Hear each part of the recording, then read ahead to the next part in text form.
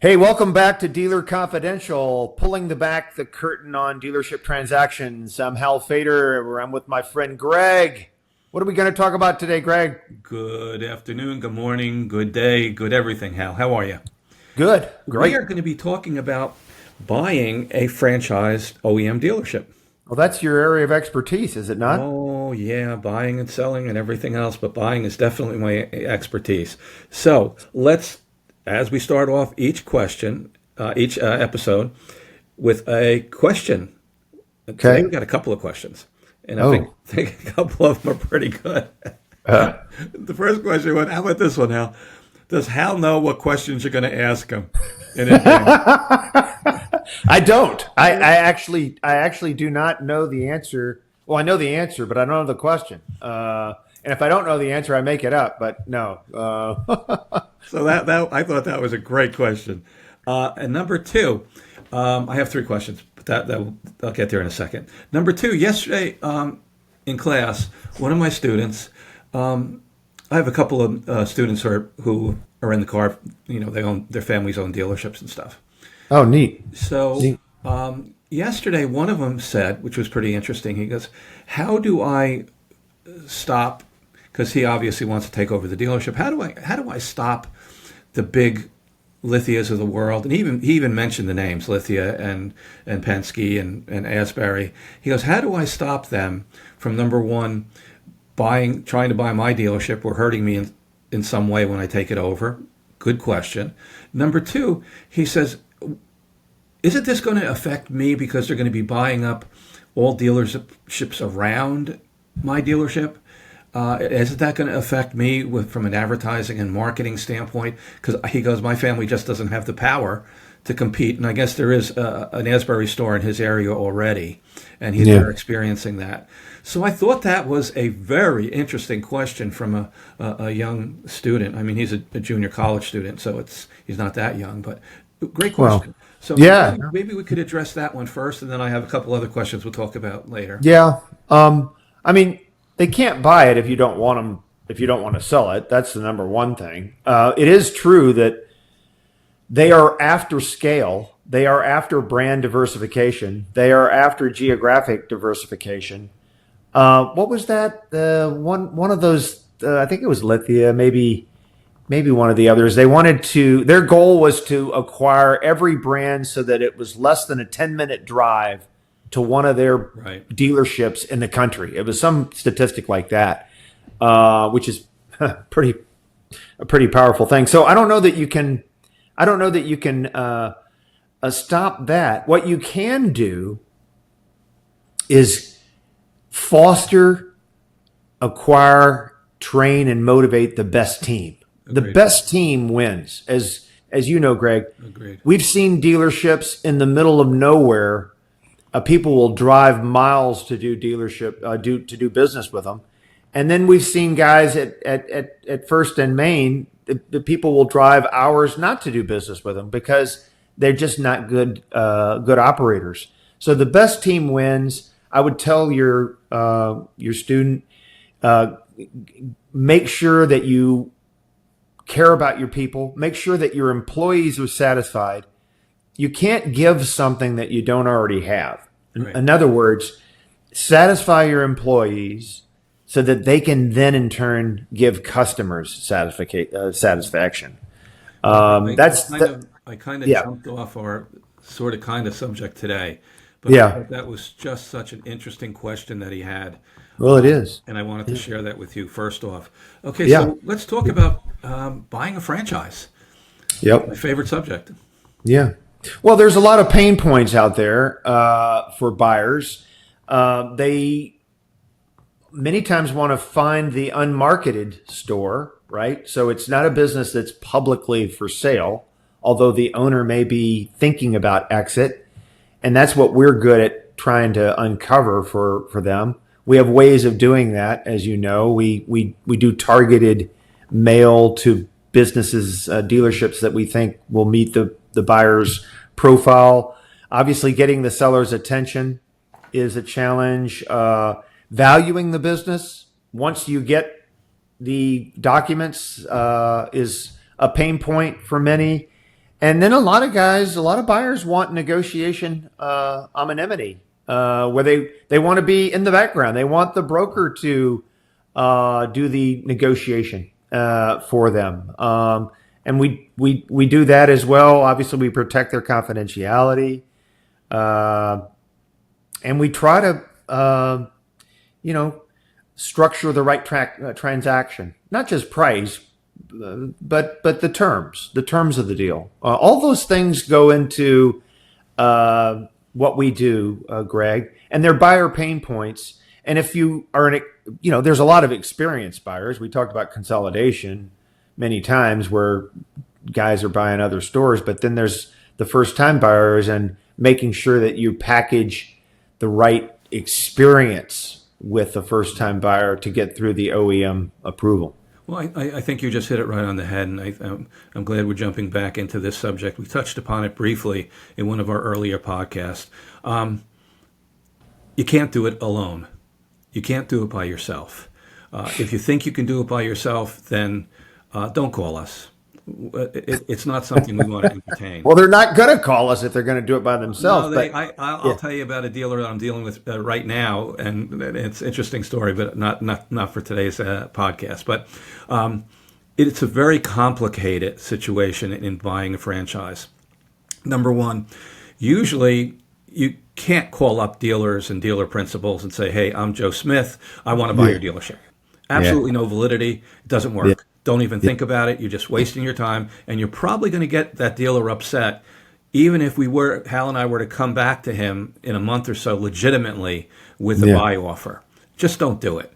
The way we do it, obviously, Hal and I have a whole complex, a whole mass Rolodex of dealers that we know and we've done business before, and really that's the way to do it. You need to have that first call from us, saying to that dealer, "Hey, how are you? Are you enjoying the store that we put you in, last year, so forth, etc. Oh, by the way, I may have a prospect for your XYZ store." That's how we do it. That's what works. A dealer principal, they're busy. They're busy people. They don't have time to communicate and talk to people who they don't even know, nor will they even mention anything about selling their store to someone that they don't know, because that will send a absolute tidal wave in that area of his area of responsibility that Joe Smith is going to sell his dealership. He told me today. So it's not going to work. So the first recommendation to prospective people, clients, whatever you want to call them, in looking for a dealership is don't cold call. Number one, do not do that. It's going to alienate yourself. It's going to alienate the dealer, and it's going to get you frustrated.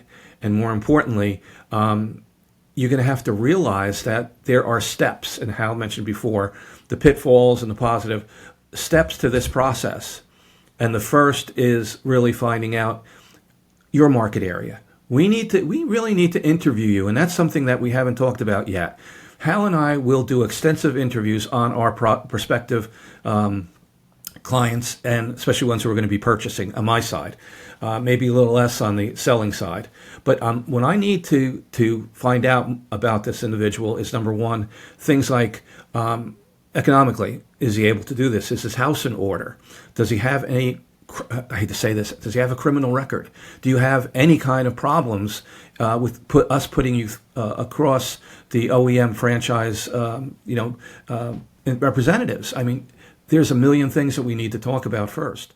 So we have about 100 questionnaire that we send out to prospective dealers. And this is even before Hal and I take you on as a client. We need to know about you. We need to know if you're viable. We need to know if we're going to be able to do something for you. If we can't do something for you, then it's just a waste of time for both parties. So that's why we're asking first for these questionnaires. We need to find out more about the prospect, the potential dealer. Yeah, these are things like the size of the store, the number of employees that you're targeting in terms of oversight. Are you going for a domestic brand or an import brand? Geography comes into play. any key attributes about the store that you're looking for. Do you want to own the real estate? Do you want to lease the real estate? There's all these variables that come into play. As Greg was saying, we need to qualify the buyer so that when we start to identify the targets, whether they're for sale or whether they are not for sale, we can talk about the differences there. We won't waste the dealer's time or the buyer's time because we won't have a going in match, if you will. Right. But Greg, that questionnaire is so important because it's like I do with the seller, right? I have to understand the goals of the seller before I put it on the market. And you, as a buyer broker, have to understand the goals of the buyer before we even start the search, right? Yeah, absolutely. Absolutely. As you said before, domestic, import, what is your financial situation? I'll give you a question. I wasn't going to do this so soon, but another email came through. And it is from a minority. And he says, do I stand a better chance in acquiring an OEM franchise if I am a minority in a select market or city area? And I'll let you address that because you've had a lot more experience in that, especially on the Ford side, dealing with minorities and minority packages. I mean, the OEMs do have special programs for minority representation. Could be African American, Hispanic, different ethnic groups. Those programs have changed a lot over the years. They used to be very, very aggressive in marketing that. Now it's kind of on a case by case basis, and so you're going to need to talk to one of us in order to find out more about, because I can't tell you, okay, they're all doing, but typically it lowers the going in investment, but they're still going to look at those operational qualifications that we've talked about.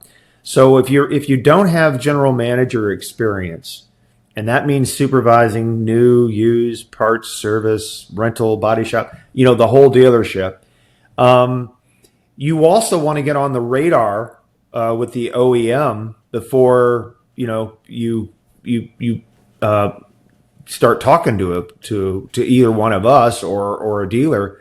The OEM's got to know you, and we're in a better position to represent you to the OEM and get on the radar so that when a point becomes available, a point being a dealership, I use the factory term, but the point becomes available, then we can do the match and get you in the door. So there's a lot of pre-work to be done to get you ready to take advantage of one of these programs, right? And it's typically, and I will say there's, everybody's, okay, I only need 10% or 15% or whatever, but there are strings attached to that, right? I mean, this is like an SBA loan. Oh, I only need 10% down. Yeah, but there are fees, there are covenants, there's things you got to live by until you buy that OEM partner out, because the OEM is your partner on one of these things. And the partner, the majority partner, has a lot of rules, right? So it's not really your dealership until you become a majority owner and have say over purchasing decisions and whatnot. So they kind of keep wraps on some of your decision making while you're in the early days and a minority holder. Yeah. Now, one other thing excellent. But one other thing that I have to add is that if you are looking at a dealership in a heavily minority area, and you're in that same minority or whatever it might be, as Hal mentioned, the manufacturer may look favorably upon you because you're used to dealing in that market. You're used to the marketing in that area. You're used to the little leagues. You're used to the high school. You're used to all of that stuff where your clientele is going to come from. So a good part of the OEM, when they look at an ethnic background and in an ethnic marketplace, they look at who's going to be running it. And there, I think the individual has a little more favorability over the big conglomerates who come in and just snap up everything before it's even on the market. So I think there is an opportunity for individuals in a minority situation here to go after a market that is in their minority. because they understand it. They speak the language. They understand how to approach individuals. They understand what it's like job searching in that area, helping their clients get approved by a bank to purchase the vehicle.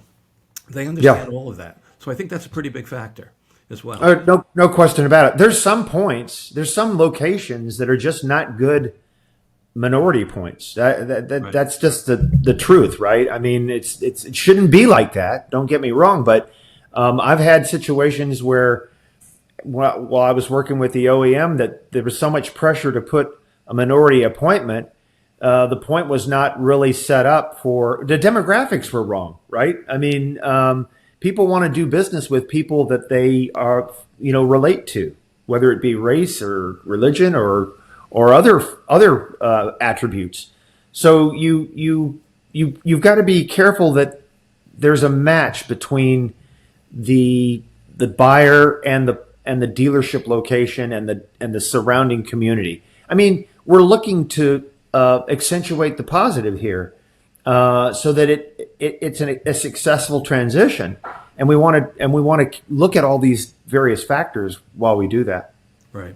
Now let's jump back into actually purchasing or looking at or attempting to buy an OEM franchise. We have a lot of right now. I'm getting a lot of independents. An independent being, definition of an independent is a non-OEM franchise car dealer. Usually used cars, heavy used cars, and that's what they do because they don't have a franchise license to sell new vehicles. So I have a bunch of these guys coming to us, as you mentioned, I think at the top of the podcast, and saying, hey, I've been in the car business for 50 years. My family has. We have a great used car lot in Cincinnati, Ohio, whatever. It does, 300 cars a month. Fantastic. I'm perfect for an OEM franchise. What do you say to that guy, Hal? Or gal? Well, I say it's ironic. It's ironic that you would be so good at the used car business and it'd be so hard for you to get a new car flag, okay? Because here's the ironic part about it. The new car flag, the money is made in used cars and in fixed operations. But yet, to get through the gate, to get through the door, to get through the approval, you've got to demonstrate new vehicle franchise ownership or general management. So in that case, I would work with that individual to find a suitable partner. Doesn't have to be necessarily an equity partner, but a general manager who's looking for an opportunity to help someone get their first store. Because I will say that guy that's selling 300 used vehicles a month, he's going to be a hell of a new car dealer if he can get the new car point, right? But we got to get the point for him because the money in this business is made in the used car department and in the fixed operation department. Right. Nothing against new cars, but it's very competitive. Think about it. Everybody's got, I'll use the Ford example. Everybody's got a 2025 red F-150 Platinum. Okay. Everybody in the country's got one, right? So there's a lot of them in stock, but not every dealer's got the 2019 black F-150 with 35,000 miles that's got only been driven on Sunday afternoon to the grocery store. Everybody wants that car. That's a used car with no sticker on it, with low mileage, with all the right equipment, and there's only one of those within the 300, 500, 700 miles, right? So what I'm saying to you is the used car market is a different market, a more profitable market. And oh, by the way, we'll sell 16 and a half million cars this year. The used car market's 40 million. So it's more than twice, almost 3 times the new car market in volume. And oh, by the way, there's no sticker on those cars, right? So again, not downplaying the importance of new car vehicle because that's going to open the financing as we've talked about. It's going to open up wholesale financing, retail financing. Nothing about it, but it's ironic though, isn't it, Greg, that a used car guy who's very proficient at selling the type of vehicle that's going to make the most money has the hardest time, or one of the hardest times, getting one of these new car franchises. Right. Yeah. Okay. Just let's expand on that just for a couple of seconds. What you mentioned before is something that me on the buy side, really, I have a list of past franchise owners who have retired and who may be looking to get back into the game. I have a list of really strong general managers that some of them have a little bit of money stashed away, and they're willing to contribute to the purchase of an OEM franchise. And then I have the ones who have good relationships with banks, and the bank is willing to, or a private equity firm is willing to fund this individual on their first or second, whatever it might be, OEM. Yeah. And let's get something. I just want to clarify something. We're not only talking about people with their first time buys. Hal and I, 80% of our customers are already OEM owners and operators looking for a second, a third, a fourth franchise. Maybe in their metro, or maybe they want to expand. I have guys right now who have stores in the New York metro, and they want to look at the Florida market because Florida is hot right now. So those are probably predominantly the most people we have in our client base. Successful dealers looking to purchase second and third franchises. Now, that individual, for example, as I said before, is the perfect one who's looking for a general manager or a limited partner to go run the store in Florida, because he's going to stay up here in New York. And that is another opportunity that we marry the two together. And that's something that we do pretty well, and marrying the need with the necessity. So those are the two things that we look at very carefully. It's a marriage. If you're bringing in a general manager or a past dealer principal, it is truly a marriage. And the other thing, and I'll stop here with the independents. The other thing that we have in our discussions with independents is independents have very little experience with body shops other than bringing a car to a body shop. They have very little experience running a service department and a parts department. So just a half a note of let's get this straightened out ahead of time. You're going to have to learn how to do those things.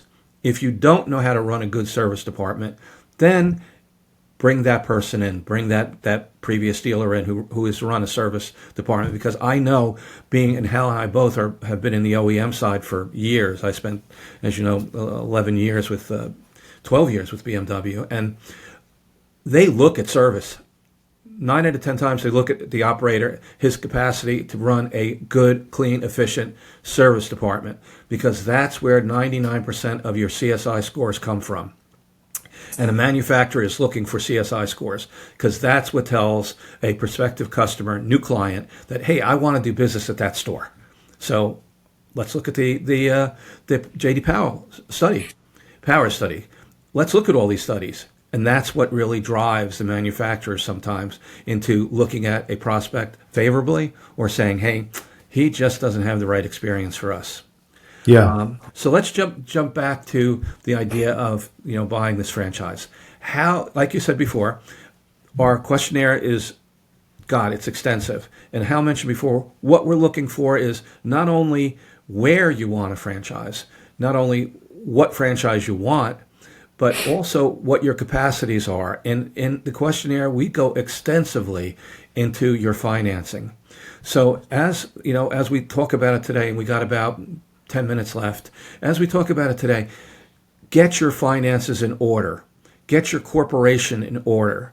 Don't tell me that you haven't filed your taxes for your XYZ LLC that you have right now, and you're going to want to use that to buy a new franchise. Get your house in order. I think that was, what was that, episode 1, Hal, when we talked about that? Yeah. Get it in order, because everyone's going to be looking at that. Hal and I are going to be looking at it. Are you viable?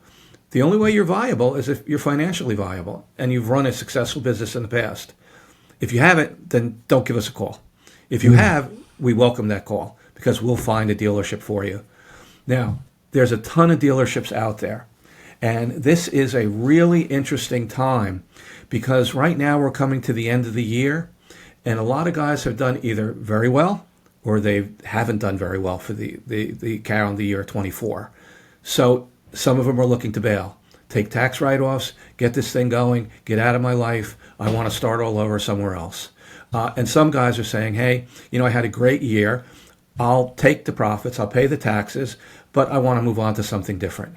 So this is a really, really interesting time for the next 2 months, 3 months, while dealers get ready to file their taxes and their extensions to October 15th. It's a good time. It's a really good time, I'm finding out there. Yeah. No, I mean, let's talk about the two different streams here. So we've gone through your list. We know what the buyer wants. We know what he's got in terms of operational experience, financial capacity. We know that there's dealerships for sale publicly, and we have contacts to secure those, or at least engage with those. What about the ones that are unmarketed, Greg?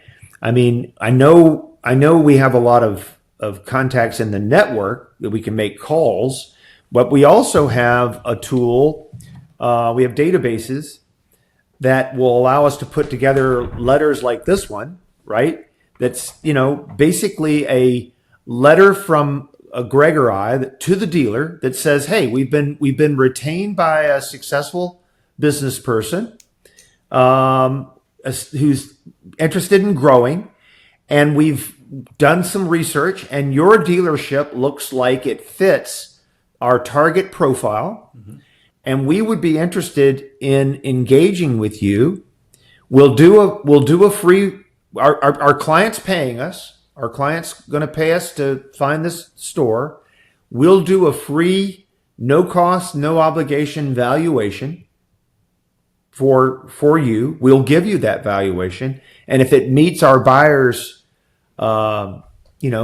criteria, then we'll work with them to present you with a letter of intent and buy this store. No strings attached, right? That does work. And we do those types of searches to look for stores that are not on the public market, right?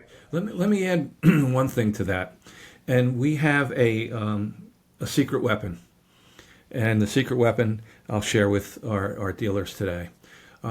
We have probably two of the best automotive attorneys in the country, by far, that we deal with on a daily basis, Hal and I both. That is the key, in many cases, to introducing us, and preferably you, to a dealer who is interested in either buying or selling his franchise. Yeah. So our lawyers are the magic gun. They're it. They could access almost anything. And believe me, if you're an automotive dealer and your lawyer calls you, you pick up the phone, because you have no idea what it could be. Yeah. Whether it's good news or bad news, you're going to pick up the phone. Yeah. So Hal and I have that extensive research available to us from our attorneys. And those are the same attorneys that we will give to you, and we will mentor our attorneys through the whole process with our new prospects. That's what we do. Yeah. And we bring the best to the table. Only the best. Yeah. And the CPAs are also another source of because the CPA knows what the goals are, knows the financial statements, knows the succession planning and the timing around that. So between the attorney and the CPA, those are good network contacts that we leverage. Absolutely. We've got about just 3 minutes left on the thing today. We did a lot of things we did today.